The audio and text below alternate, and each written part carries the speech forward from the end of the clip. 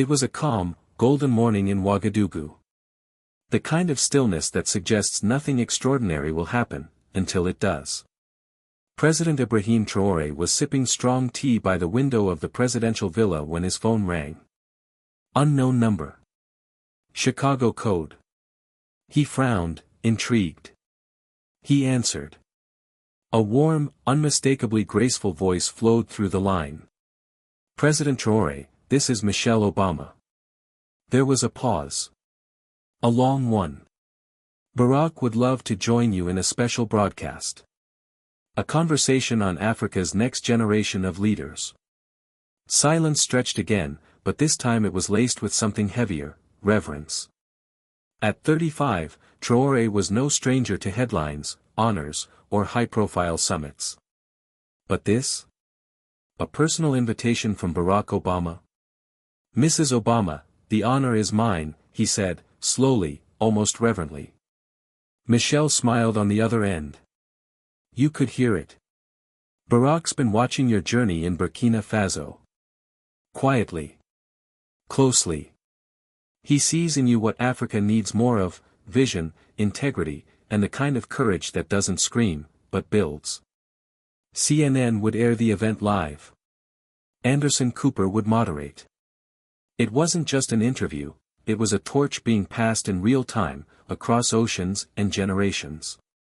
Meanwhile, in a quiet study in Chicago, Barack Obama was pacing.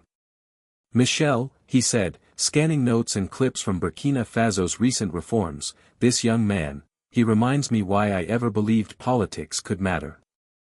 Michelle, lounging on the edge of his desk, raised an eyebrow. You going to talk about your dad? Obama paused.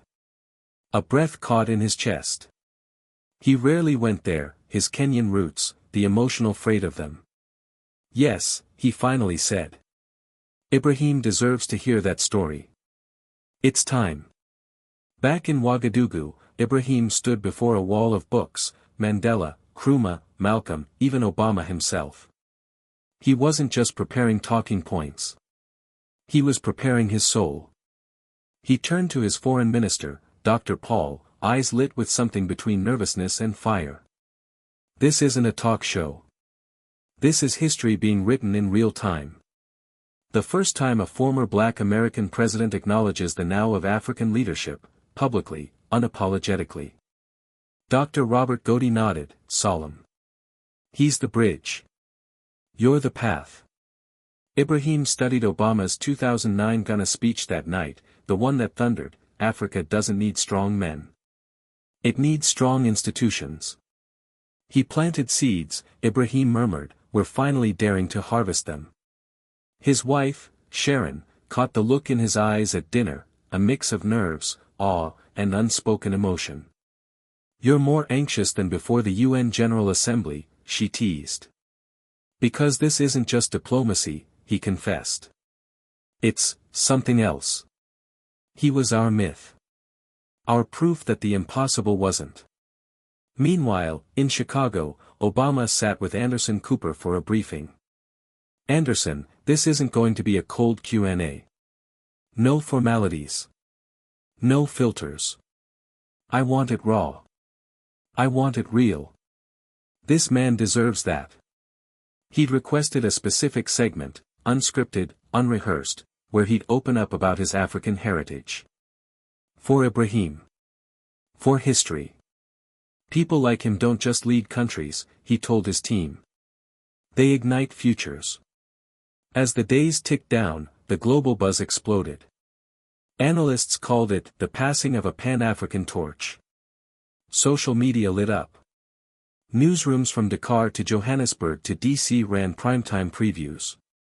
Then, finally, May 25, 2025. The world watched, breath held. In CNN's Atlanta studio, the air crackled like a storm was coming. Barack Obama, poised in a deep navy suit, took his seat. Behind the glass, producers whispered cues. The countdown began. Connecting to Ouagadougou in 5, 4, 3. The screen flickered. And then, two faces. Two continents. One moment. History was live. Good evening, world. Anderson Cooper's voice cut clean through the silence, measured, solemn, electric with the gravity of what was about to unfold. Tonight, we witness a conversation not of titles, but of visions. Joining us are the 44th President of the United States, Barack Obama, and the President of Burkina Faso, Ibrahim Traoré. They'll speak on leadership, on legacy, on the future of Africa, and perhaps, the soul of global progress. The screen split, two worlds, one moment. On the left, Obama in the sleek, iconic CNN studio, poised, presidential, but softer now, human. On the right, Ibrahim Traoré in his presidential office in Ouagadougou, framed by the Burkinabe flag and a portrait of Christopher Bailishw's gaze, even in stillness, burned with revolutionary intensity. Anderson leaned forward, eyes glinting. President Obama, this meeting was your idea. Why now? Why him? Obama smiled, not the practiced grin of a campaign trail, but something more tender, more personal. He turned slightly toward the screen, toward Ibrahim. Anderson, I've spent decades waiting for leadership like this to rise in Africa. Young. Unapologetically brilliant. Unshaken by cynicism. Focused not on power, but people. He paused, eyes steady on Ibrahim. President Traoré. I'm proud of you. Deeply. Reducing poverty by over a third. Rolling out universal health care. Revolutionizing education. That's not ambition, that's service. That's leadership. Ibrahim blinked hard, visibly moved. He opened his mouth, but for a moment, no sound came. When he spoke, his voice trembled, but his words landed like thunder. President Obama, in 2008, I was just a boy in Burkina Faso. 18. Watching you stand on that Chicago stage. I saw something impossible made real. You shattered the limits of what a black child could dare to believe. Leadership, I realized, wasn't defined by geography, or color. It was defined by soul. The audience murmured. Someone in the back wiped their eyes. Obama nodded slowly, the gravity of Ibrahim's words sitting heavy in the room. You've learned something that took me years to fully grasp, he said. Leadership, it's not about you. It's about who you serve, and how far you're willing to go for them. Anderson looked between them like he was witnessing a passing comet. President Obama, how do you see Ibrahim's place in Africa's future? Obama didn't hesitate. He is the face of it. The heartbeat. This man isn't asking for charity. He's building systems. He's not trapped in the past, he's forging the future. Africa doesn't need sympathy. It needs leaders like Ibrahim Traoré. And then Obama shifted. Something in his voice changed, quieter now, more vulnerable. Ibrahim, he said, leaning forward, can I share something I've never said in public? The room stilled. Ibrahim leaned closer, his expression open, searching. Of course, Mr. President. Obama drew in a breath, slow and deep. My father, as you know, was Kenyan. But for years, I struggled, deeply, with how to embrace that heritage without seeming divided in loyalty. As president, I was careful. Too careful. And often, that caution came at a cost. I couldn't fully show how much Africa meant to me, because I feared it would be misunderstood. The studio hushed. Even the cameras seemed to lean in. But watching you lead, watching how you carry dignity like armor and vision like fire, I felt something shift. I saw not just what Africa could be, but what I could never say aloud, that I am proud of where I come from. Because of leaders like you.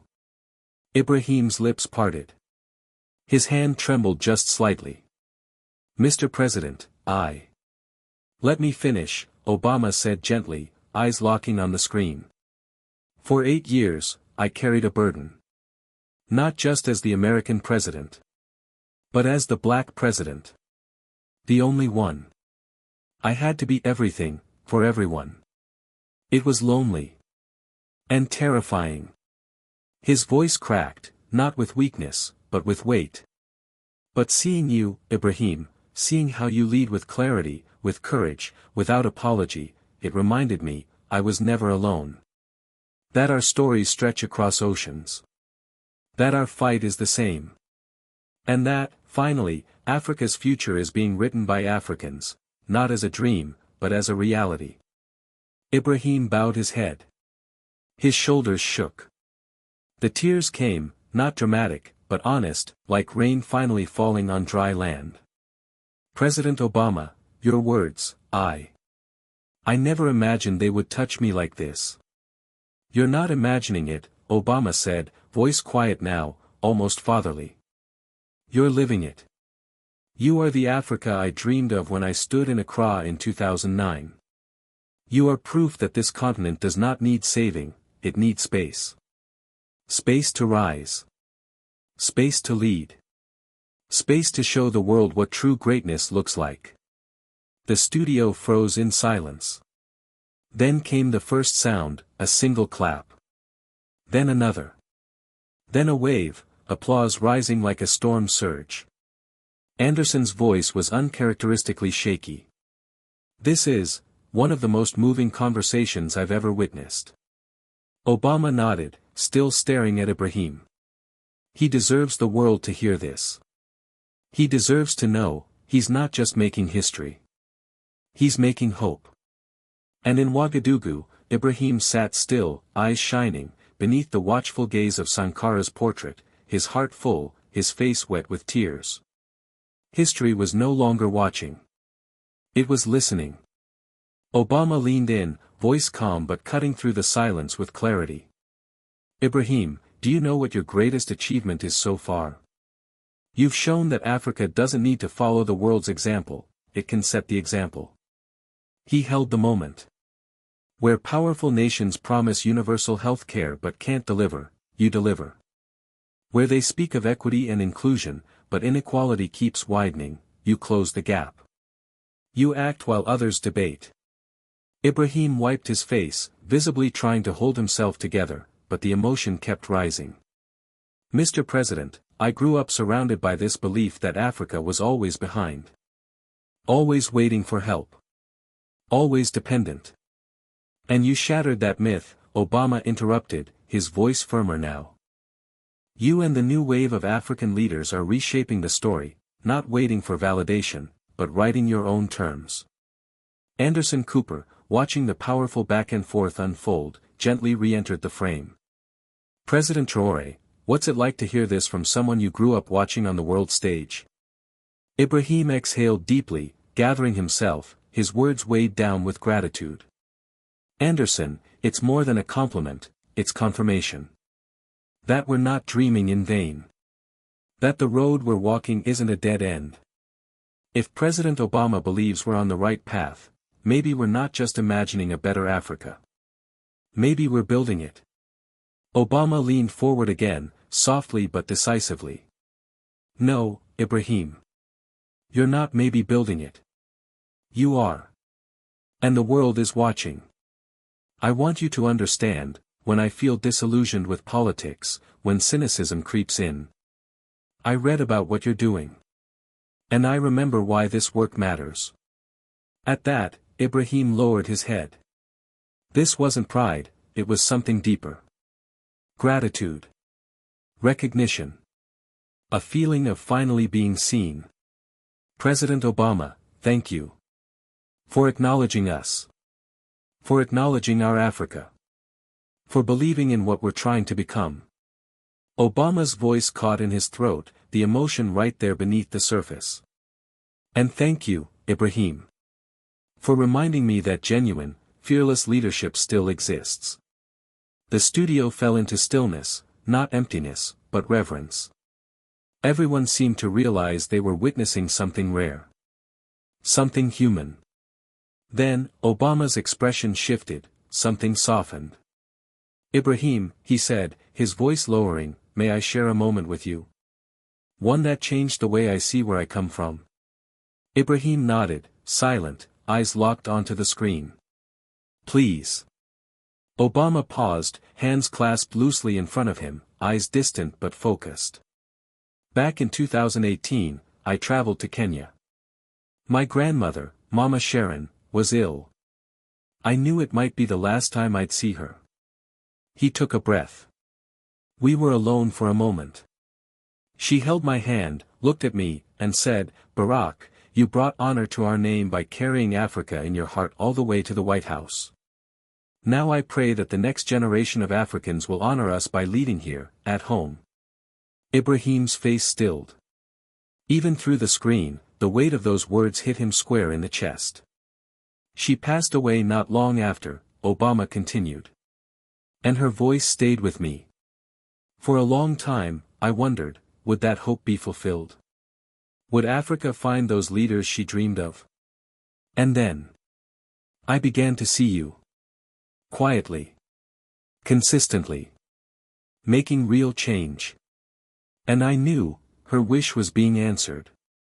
Ibrahim brought both hands to his face. This was no longer a televised conversation, it was sacred. President Obama, your grandmother, she would be so proud of what you've done. For lifting the name of Africa. She would be proud of you, Obama said firmly, gently cutting him off.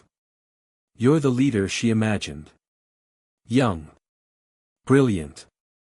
Unafraid. Completely committed to your people. Anderson, sitting a little straighter, found his voice again, soft and contemplative. President Obama, you've rarely spoken this openly about your African roots. Obama gave a small nod. Because I was waiting for the right time. And the right person. And Ibrahim is both. He doesn't symbolize a broken continent trying to heal. He represents a rising force.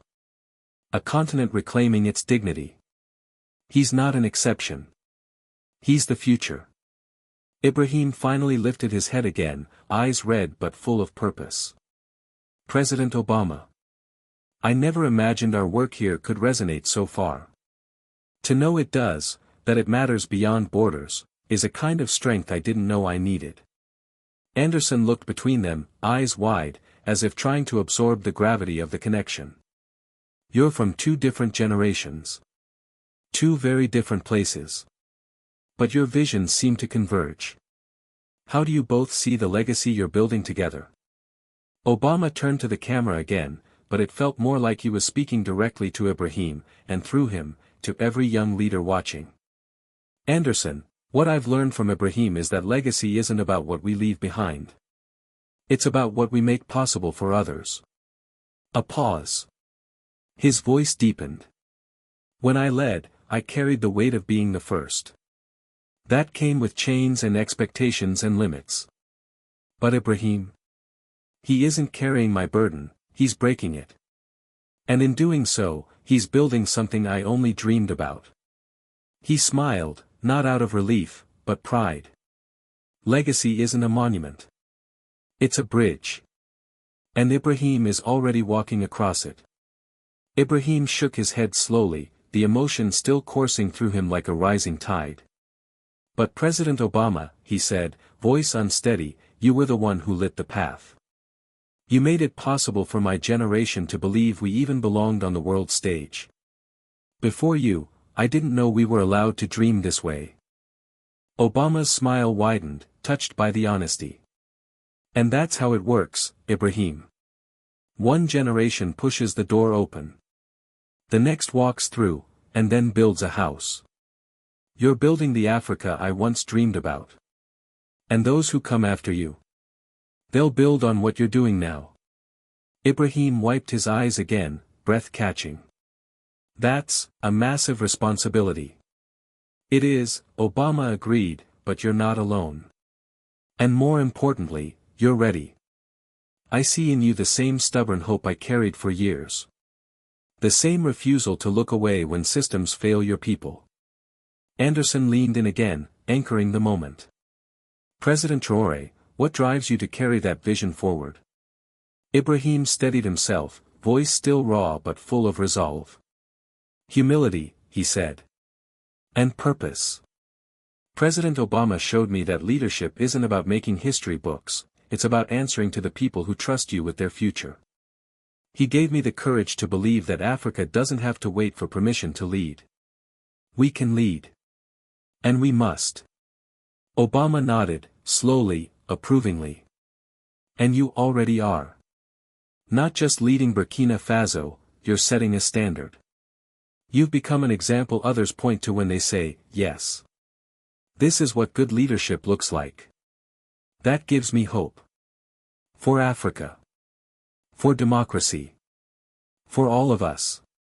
For a moment, the studio fell quiet, not from lack of words, but reverence. Then Obama turned toward the camera. His voice softened, but gained weight. To the young people watching across Africa. I want you to hear this, you don't have to leave your continent to make an impact. You can stay. You can build. You can change the world by transforming the place you call home. Ibrahim nodded firmly, no hesitation now. The fire in him had reignited. He's absolutely right. We've been told for too long that success meant getting out. Now we know that real success is staying, and turning our countries into places others want to come to.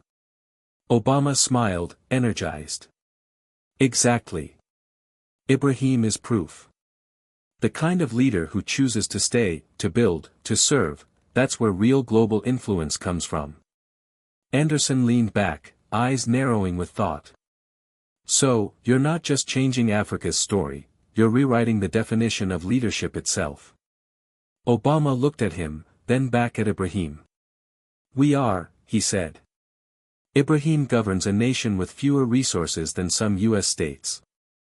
But his model of leadership, transparent, people-first, future-focused, is being studied in boardrooms and policy schools around the world. Ibrahim, more composed now, but still visibly moved, spoke quietly. What President Obama taught me is that leadership isn't about perfection, it's about presence. Showing up. Listening. Caring. And staying the course, even when it's easier to quit. His example taught me that a leader's true legacy lives in the lives they touch, not in titles or speeches. Obama's expression softened even more, this time tinged with admiration. Ibrahim, you're already leaving a mark. But more than that, you're creating momentum. Young leaders across the continent are watching you, learning from you. You've sparked something bigger than your presidency. You've started a movement. Anderson, clearly struck by the conversation's depth, added quietly. This moment feels bigger than politics. It feels like something deeper. A turning point. Obama nodded slowly. Because that's what true leadership does. It doesn't just pass laws. It shifts what people believe is possible. Ibrahim, now smiling through his tears, turned to the screen, his voice steady. Thank you, President Obama, for helping me believe in what we can become. And for seeing in Africa not what it lacks, but what it can lead. When the camera feed faded, the silence was thunderous. Then, the reaction erupted, worldwide. Social media exploded with clips of Ibrahim wiping tears from his face. But it wasn't mockery filling the feeds, it was reverence. This is what real leadership looks like. Ibrahim crying on live TV? That's not weakness. That's humanity. Obama didn't just pass the torch, he lit the next fire. In Ouagadougou, thousands poured into the streets. People shouted from balconies. Flags waved.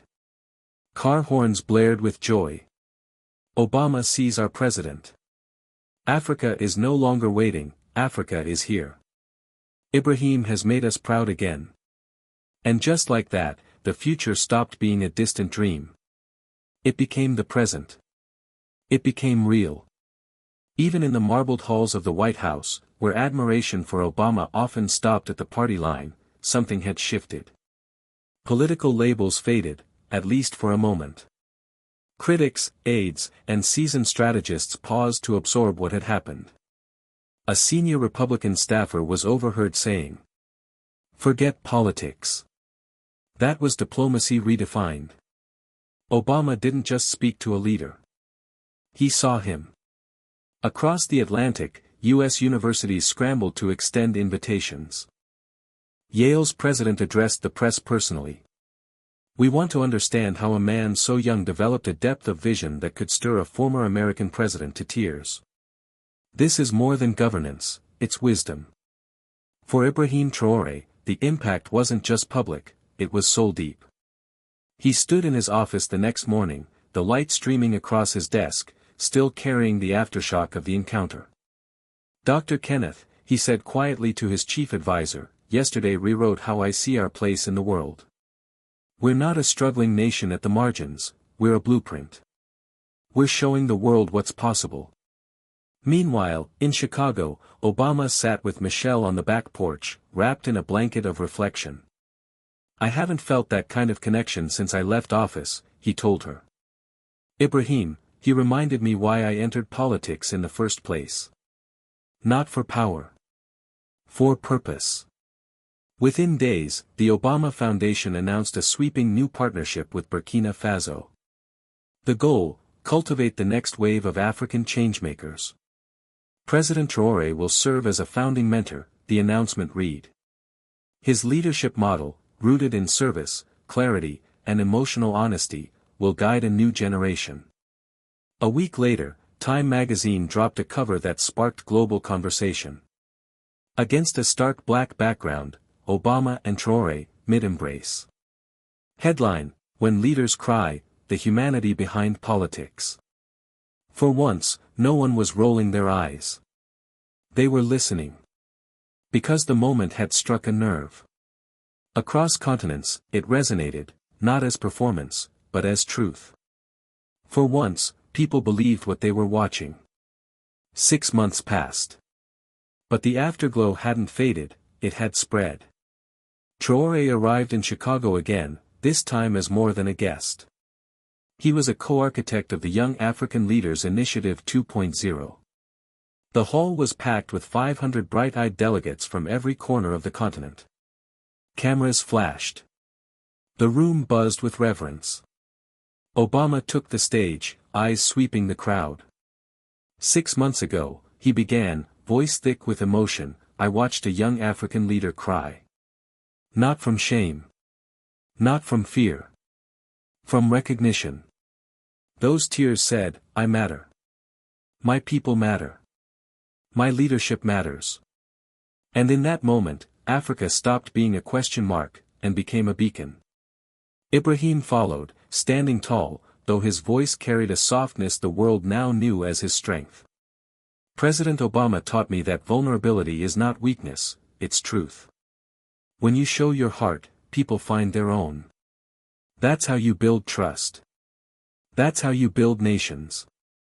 Soon, business schools and leadership institutes across the globe were dissecting what had happened on that night in May. Harvard launched a new elective, Authentic Leadership in the Global South. A professor wrote. Ibrahim Traoré redefined the image of a statesman. His public tears weren't a crack in his armor, they were a display of courage. They brought politics down from the pedestal and placed it back in the hands of the people. Incredibly, Burkina Faso became a destination. From Seoul to Sao Paulo, students came, researchers arrived, policy fellows enrolled, not to save the country, but to learn from it. We want to understand how someone can cry on live television and come out stronger, said a German doctoral student. That's not weakness. That's influence. And the Obama-Traoré initiative wasn't just symbolic, it was working. Within the first year, 47 young African leaders had been trained through the program. 12 countries had begun implementing new policies modeled after the Burkinabe approach. In an interview with The Atlantic, Obama laughed softly and said, Turns out, one man's tears started a continental movement. A year later, Ibrahim stood before the United Nations, not as a newcomer, not as a curiosity, but as a respected voice in the global conversation. His speech was titled, The Strength to Feel, Leading with Emotion in the 21st Century. President Obama showed me that we don't have to choose between competence and compassion, he told the assembly. Real leadership embraces both. We cannot claim to serve our people if we are too afraid to feel their pain, or too proud to share our own. Afterward, Obama released a written reflection, one final tribute to the relationship that had shaken global politics out of its cynicism. Ibrahim reminded me that beneath every title, behind every policy, there are people. Real ones. And sometimes, a single tear from a leader can carry more truth than 1,000 speeches. Across Burkina Faso, his tears were no longer just a memory. They were a symbol of a new kind of leader. One who didn't have to yell to be heard. One who didn't hide his heart to be respected. A leader who cried, not out of weakness, but out of love. And in doing so, reshaped what the world believed leadership could be.